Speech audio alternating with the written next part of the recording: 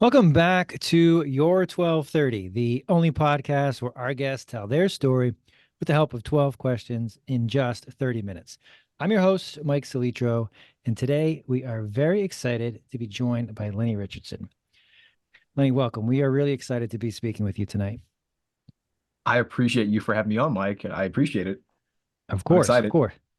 And you do a lot of different things there in the bio. If you were to meet somebody new on the street or you introduce yourself, how do you usually do that? What do you tell them you do? Yeah. So if I meet someone and they say, what do I do? To be honest, I usually just say productivity coach. I keep it super straightforward. So that's usually the title that I go with. If they dig deep into it, I'll say productivity coach, real estate advisor. Sometimes I try to call myself real estate consultant just to not sound like every other real estate agent out there. But yeah, productivity coach is the main title I'd call myself. So I want to start kind of with both of those things, but start with the productivity piece. What exactly, if someone follows up, so well, how do I become more productive? That sounds great. How do you coach people to do that? Yeah, so as far as productivity, the very first thing I try to find out when I have different clients is just what they want in life to begin with. Like, what's their vision? What's their goal? What are they trying to achieve? And the reason why I try to start there is I kind of see a goal almost like a map of sorts. Like if you this is gonna sound super nerdy for anyone listening, but I'm a fan of anime and I like this anime called One Piece, which they recently made into a live action. And it's about a bunch of pirates. And the way I think about it is if you're a pirate, you want to go find treasure, you can't really find treasure without a map. You have to at least have an idea of where you're going, even if you don't know exactly where to go. So the goal is essentially a map. It's just giving you an idea of where to go. And then from there, you reverse engineer what steps you need to take to get to that point, that destination or that goal. So that's the first thing. And then I would say the next thing, which is a bit more practical than just kind of defining a goal. Um, what I usually tell people who have a client, and this depends on exactly what the goal is, but I usually say try to break down what you believe, or at least what you have seen, are the top three things that help you get to that goal. And then from there, just do either all three of those things or just the one main thing that has actually created some progress.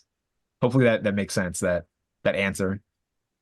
That makes a ton of sense. And you mentioned goals, maps, and being nerdy. I don't think that's nerdy at all. I think it's kind of fascinating. And the point that I want to ask you about, because I wrote it down, people's goals line up with their ideas or their wants. Do you find that most people know what they want or have an idea of how to get there? Sadly, no. Um, yeah, no to both kind of questions. Definitely no to not knowing where how to get there, but more so it's a no to even defining a goal. Um, I don't know. I tend to find a lot of people, they kind of just, and this might sound negative, but this isn't meant to be interpreted as a negative thing towards anybody. They kind of just do what they're told by society. Like society says, do A, B, and C, and people, from my experience at least, they don't really question it, and they say, okay, well, I guess I'll do A, B, and C. And I think sometimes as time goes on, people might start to think to themselves, this feels weird. I don't really know what I'm doing. Something just feels off. Maybe I had some goals when I was young, and then as time went on, I accepted with the life prescription that was given to me. Um, but yeah, in the grand scheme of things, I don't think most people have really sat there and defined what they want out of life. And since they haven't defined that, they haven't, you know, most people, of course, by extension, haven't reverse engineered what it takes to get whatever that thing is that they're looking for.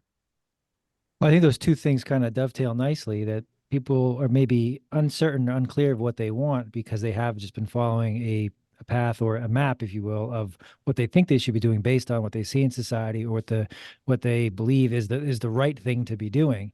And you get to a point, it's like, well, I'm not happy doing this. I don't know where I want to go. I don't I don't even know if what I'm doing is going to get me to that spot. So I'm kind of confused on both fronts. So I like to kind of break it down from thinking of productivity as getting to a target or hitting a goal that's important to you or tying it there from the start. I think that's where we can go wrong easily, that you just work really hard or you show up to do a job or to do something you don't like and you realize, well, I've been doing this thing that gets me to this place and it's not where I want it to be. So understanding that up front is really important. What kind of questions will you ask people to help them kind of flush out what they truly want? Yeah, so I mean, the very first thing is the question itself, just what do you want? And then most people kind of sit there and they kind of think, huh, I don't really know. And then so from there, I would say something along the lines of, and it depends from person to person. Usually when I first start out, I give people like a big sheet to kind of fill out.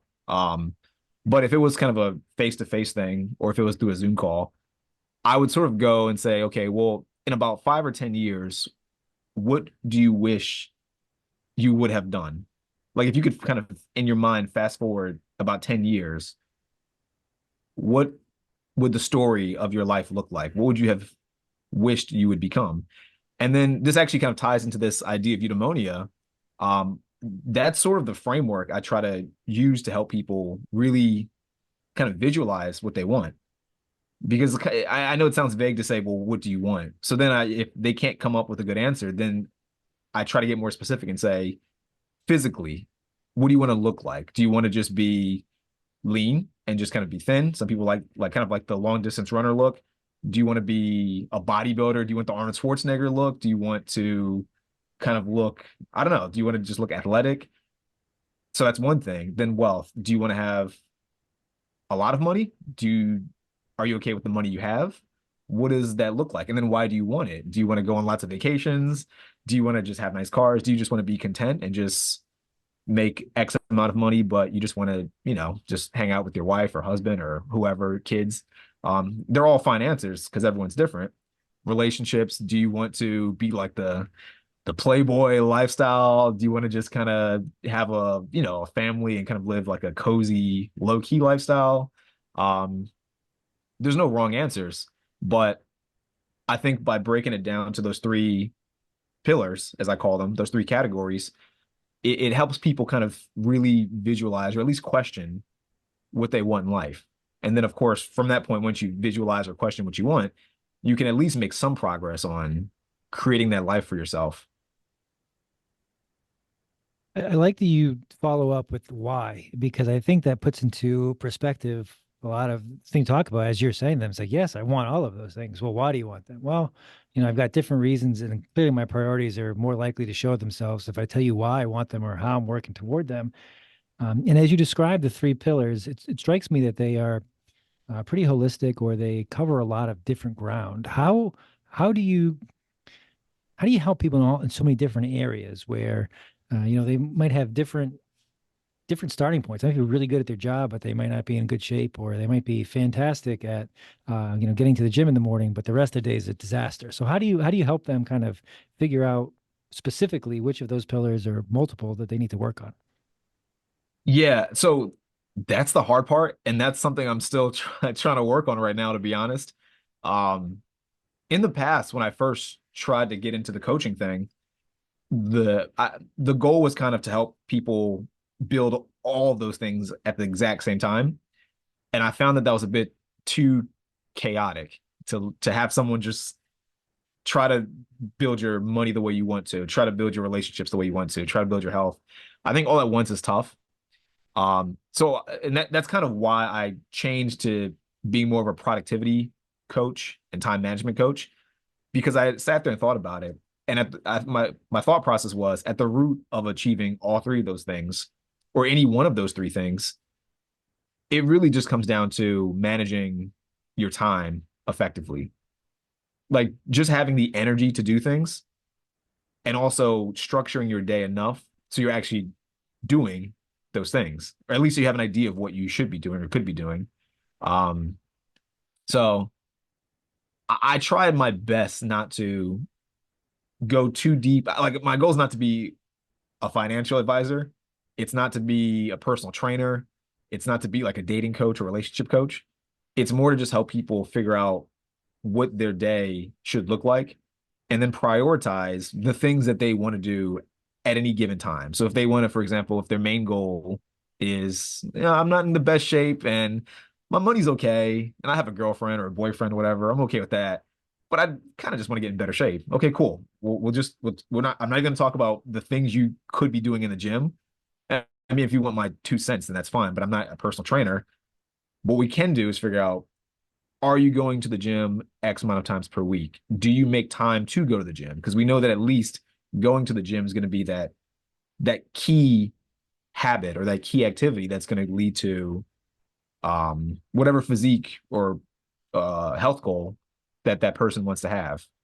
Um, and then from there, if say they finish a health goal, okay, let's help you structure your day so that way you can do your finance goals and then your relationship goals. And I think I haven't had anyone like juggle too much between all three. As of now, it's usually just kind of like one thing. But my personal belief, because I do this with myself all the time, I think you're going to have to always just kind of be prioritizing one versus the other two. Like maybe your health is the most important thing right now, or maybe your money is the most important thing. And you just kind of have to plan things out accordingly, by just kind of keeping in mind what your priorities are and, what's most important to you at any given time. So I don't know if hopefully that answers your question. You're kind of just like always chipping away at each pillar, so to speak, never at the same time, but you're kind of doing health that, for the most part, most of your attention's on health. Then once the health looks decent, once it's sculpted and looks chiseled enough, then you move over to the health. Then you might look back at the health and say, health's not looking as good as the wealth is now. Let me go back to the health and chip away at that more. So that's kind of the way I see it. I think you hit on the two really big things there. The that it's a constant process, that it's many iterations, that I'm going to work at this, I'm going to see what's working well, I'm going to make changes, I'm going to keep going. And then it's always reprioritization, that it's what's important to me today, why is it important, how is it how is this going to impact me? And then is this still the top priority 3 months, 6 months, 2 years down the line? And kind of reshuffling that deck and keeping those two things front and center and asking those questions. Hey, what's working, what's not, why? And then refocusing. So I think that makes a ton of sense. So yes. One thing I wrote down when you were talking, how did you figure out you were good at this? Or because it is a lot of different things and helping people see this can be quite difficult. How did you know, yeah, this I'm good at this and I can help others do it too? You know what? That's that's a good question. I don't know if I think I'm always trying to.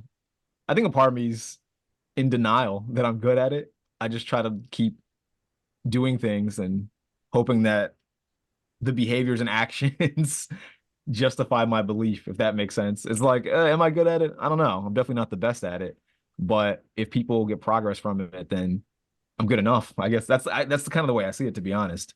Um, Good answer. yeah, I mean, I think to some degree, I think in my personal life, I have seen some things where it's like, okay, I have gotten into shape. And more or less nowadays, I used to kind of train people on the side, but more or less nowadays, I can kind of gain weight and lose weight at will. It's not always easy, of course, but I can kind of control it. Um, the habits towards like kind of building up the coaching business, at least doing the basic stuff, outreach and lead generation, follow up, things like that. You can kind of control your time at least to doing those things. Um, and then when it comes to like relationships, by no means am I the best boyfriend on the planet. By no means am I like a dating guy, but you know, I used to in the past. This is no one judge me. I did like pickup type stuff in the past. Had like a pickup coach and did all that stuff. Um, and then so a part of me was like, oh, I guess I'm at least decent in every area, and I see deficiencies in other people, that I thought I could be helpful in. I thought I could help them with those things. But I think one of the things that stood out the most was that a lot of people would say to me, how do you do so much in one day? So that was one thing that was consistent. People would say, man, you do a lot in a single day. I used to work years ago at this it's a store called Brooks Brothers. If I don't know if everyone's familiar with it, but it's kind of like a clothing store, but they sell kind of higher end suits and dress shirts and more formal wear. They sell jeans and stuff too, but it's mostly known for formal wear. Um, but actually my boss at the time, because he saw I had a podcast and I had wrote kind of like a small book and I was doing real estate even while doing my job at Brooks Brothers. And he's like, man, he saw me on LinkedIn, oddly enough. And he's like, dude, you do a lot. He's like, how do you work here and you do a podcast and you do this stuff and you're consistent with it? And I was like, I don't know. I just do it. Um, so I think that's kind of what made me at least think about helping other people with it. Because to me, it was just I just do it. I didn't think that other people don't do it. It hadn't crossed my mind that other people might not be able to. I shouldn't say be able to. That's not the best way to put it because they can, but maybe most people haven't really found the rhythm or the structure, I should say, to do so many things in a single day. And that's not me saying that they should. If they don't want to, they don't have to, of course. Of Um, course. but I kind of recognize from people just saying it that it's a little bit abnormal, and maybe a little bit unique. So I kind of figured, well, maybe that's a skill that I can help others at least improve on. That was my very long-winded answer to that question. No, no, not long. That's a good answer. But as you say that, someone's listening to this and they're saying, "Yeah, Lenny, you do a lot of things. That sounds great. I don't do enough stuff. What can I do today or tomorrow that can help me do more? Or what can you tell me that I don't know about priority management, time management that will really kind of get me going in the right direction?" So this is usually what I recommend first thing, very first thing. And I've had clients fight me on this. They don't want to do it. I think it's not natural for a lot of people, but I think at least if you're just starting and you want to like really start being more productive, I would say get into the habit of planning your night the night before. And I know from some people it's not easy to do. It sounds simple, but it's not simple. It's harder to pull off in practice. But usually what I recommend to people, find out like the night before, I'd say like 9 p.m. before you go to bed. Take 10 to 15 minutes, no more than that. It doesn't need to take a lot. You don't need to take a lot of time. Just sit there and really script out the following day. And I usually tell people the very first things, script out the time you want to wake up, the time you want to go to bed. And then from there, find at least one thing that you think is really going to drive results. I used to do real estate. When I was doing real estate, one of those things could be lead generation because most business owners, outside of real estate, most business owners probably want more leads. If you feel like your business is lacking, and I'm not a business coach, but this is just my thought process. If you feel like your business is lacking and you feel like leads are the thing that you need, then if nothing else, plan to just take 2 or 3 hours and lead gen. And maybe that could be from 10 a.m. to 2 p.m. or to 12 p.m., whatever you think is necessary. And it depends on your schedule too. If you have a 9 to 5 job or other priorities, you have to kind of, this is why the planner is so useful because you can see it visually and kind of structure your day accordingly. But you have to slot it in. And if nothing else, you at least, assuming you followed the planner and you didn't kind of see it and then just push it to the side, assuming you followed it, you're guaranteed to at least have made some progress. Like even if you're not the best lead generator, even if you're not generating leads efficiently, you still tried to generate leads in this like hypothetical scenario. So that's something. Um, Same thing with like going to the gym or trying to get in better shape or if you're I like not to go on too far of a tangent, but I like Alex Hormozy and Layla Hormozy. I've been kind of watching a lot of their content recently. For anyone that's hopefully everyone's familiar with them or most people listening are familiar with them. I saw a clip with Layla and she was saying that her female friends were struggling to find a good date, like a good partner. And she said to them, "How many times have you gone on dates?" And they said, "Oh, like once, twice." It's like, well, if they were asking me as a time management or productivity coach, I would say, well, take 3 hours and at least like go on Tinder and swipe and match with people and schedule time to go on dates.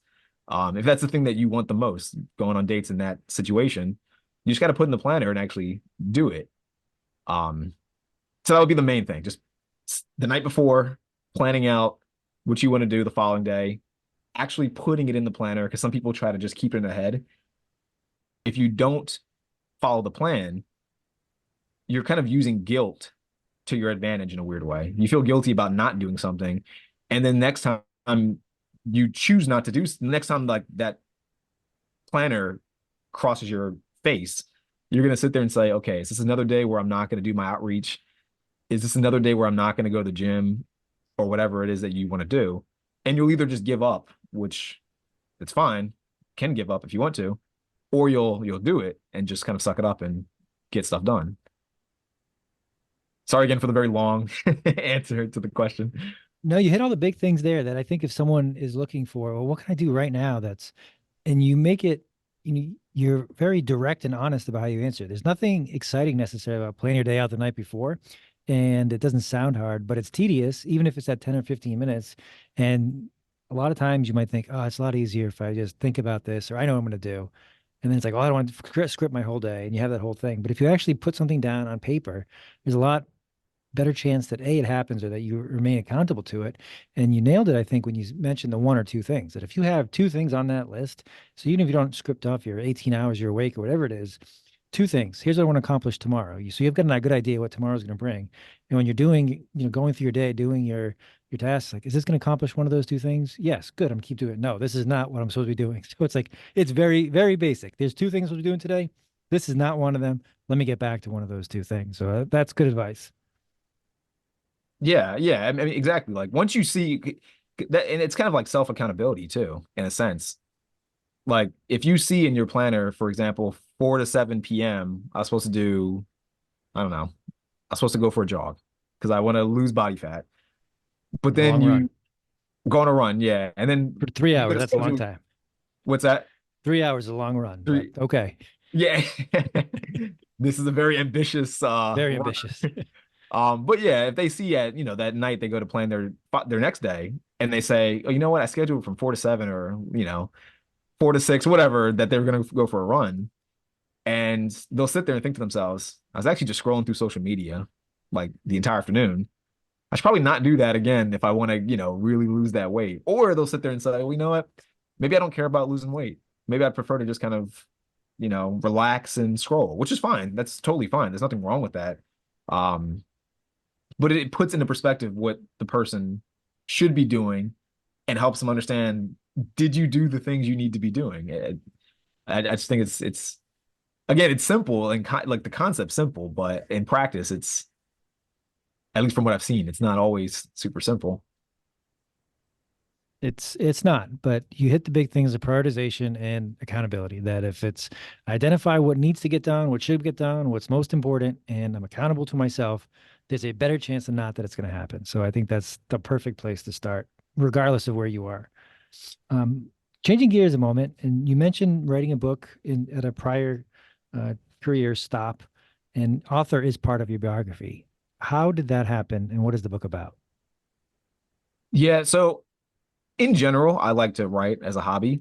The biggest one of kind of the main book that I wrote a few years ago, I regret the title nowadays, but because I don't think it's a great title, but it's called 27 by 27. And it's sort of just a book about just different philosophies that I've kind of collected in 27 years. The story behind me writing it is a little bit, in hindsight, it's a little bit silly. At least that's just my perspective on it. But I already kind of had the philosophies and I was already writing down things in like a journal and Google Docs. And I'd always wanted to actually write a book, not to make money from it or anything like that. That would be nice, but it was mainly just to say I wrote a book. And I remember when I turned 27, that was 2020. That was when COVID was really starting to scare people. And I remember I had wanted to write the book and COVID was freaking people out. Everyone kind of had the lockdowns. And I really thought to myself, I was like, man, if I were to, like, God forbid, die from COVID, I would literally be so unhappy if I wanted to write this book for years and then COVID comes along and I don't write the book. And there's no reason for me to not write the book besides me just sitting down and writing the book. Um, and it was funny because in January I was really thinking about, should I write the book? Should I put it off another year? And I think around March or April, that's when the fear was there and everyone was scared and the lockdown started happening. And in a weird way, the lockdowns kind of helped because I got to just sit at home and just write. Um, but yeah, that was the motivation for it. And it was a weird like fear of death, to be honest, as silly as that might sound in hindsight, or maybe not silly. That was the motivation to write the book. I think that's probably why I chose that name, just because it was the name to me is it's not a very good marketing name, but it's just kind of like the name that stuck at the time. You're So talking to the guy who hosts the Your 1230 podcast, so I am not going to quibble with any names, especially when numbers are prominently involved. So no worries about that. But I think you hit on that. It was a strange time for pretty much everyone. And that idea of I've been thinking about this, I want to get it done because I don't want to not do it any longer, was pretty prevalent. So I think that's fairly accurate. And it's good that you have that to say, I want to do this and now it's done. And it's something that you can look back on. And especially as you mentioned, you like writing. Um, how is that? How is that outside of the book? How is a interest and a talent in writing? How has that helped in kind of the other aspects or all of the stuff that you do? that's a really good question. I don't, I never really think about that too much. I think kind of in a general sense, I feel like at least writing, I will say it gives me more of an appreciation for language. Um, I have a goal right now. My girlfriend is Brazilian, so one of my goals is to learn Portuguese, of course, to better communicate with her family. Because they only speak Portuguese. But I've always had a goal of learning different languages, and I kind of have an appreciation for language. One of the other languages I want to learn is Germany, not even to speak it, just to, from what I understand, German words have a certain built-in, it's hard to describe. There's a certain, some words have very distinct and specific definitions that aren't really translated to other languages. Like the meaning behind the words aren't well translated. Um, so I think writing just kind of gives you that appreciation for language and words. And I think a part of it too is the more you write, at least this is just my personal take, the more you write, I think the more you kind of are forced to think about certain concepts and ideas and really try to articulate those ideas in a certain way. Um, that's just the way that's just the way I see it. I don't know I'm sure that's not the case with everybody, but yeah, I feel like like if I go to write a blog, for example, I have to really sit there and think to myself, I perceive this idea in one way, and by me writing it, I'm actively trying to articulate it in a way that other people, at least the general public, can understand it. So I know sometimes, like in people's heads, I assume this is the case with everybody. You have an idea and you want to say something, but it's hard for you to really spit out what you want to say. And I feel like writing kind of forces you to really sit there and think about what's up here, so that way everyone can see what's up here. Hopefully that wasn't too confusing of a of a series of sentences. No, because the way it makes sense to me is that when you write down, you lose the context of I can't describe it, I can't follow up. The words are just there. I have to get them correct because my tone of voice doesn't change. I can't say it, in a louder voice, or I can't say it more quietly to show what I'm. Nope, the words are the words, so the words have to be chosen properly. So, I think that makes a ton of sense. Looking up, we are somehow already at time, so I do want to get out of here on this. You mentioned talking to clients about what they want to do over periods of time, 5 to 10 years. How about yourself? What do you see yourself accomplishing in the next 5 to 10 years? Next 5 to 10 years, my main goal right now, is to, so I call it kind of geographic agnosticism. That's the main thing. And it's a fancy way that I made up to say I would like to just live anywhere. Just kind of make money anywhere, like that laptop lifestyle that people always bring up when you see like the influencers and stuff like that. Um, I think that'd be interesting. That's kind of the goal right now. Part of it is part of it's not even for the travel. I think there's just benefits to me. Again, I want to learn different languages, and I think the way for me to learn different languages and really kind of communicate effectively with different cultures is to be free enough, at least financially, and not have money coming from one place where I can just go, say, for example, to Germany and spend like a month or two or three, however long I need to learn German from Germans and learn kind of like speak it the way they speak it. Like I could, of course, get a German teacher, but it's not the same to me, at least, as going to the people that speak it and learning it from them. Or I used to live in Japan very briefly, and I feel like when you go to a place and like try to live in their shoes, you get a different experience. But sadly, if you don't have both the money and the time um, to kind of do it a certain way, it's hard to accomplish that goal. So that's kind of where I see myself in the next 5 to 10 years.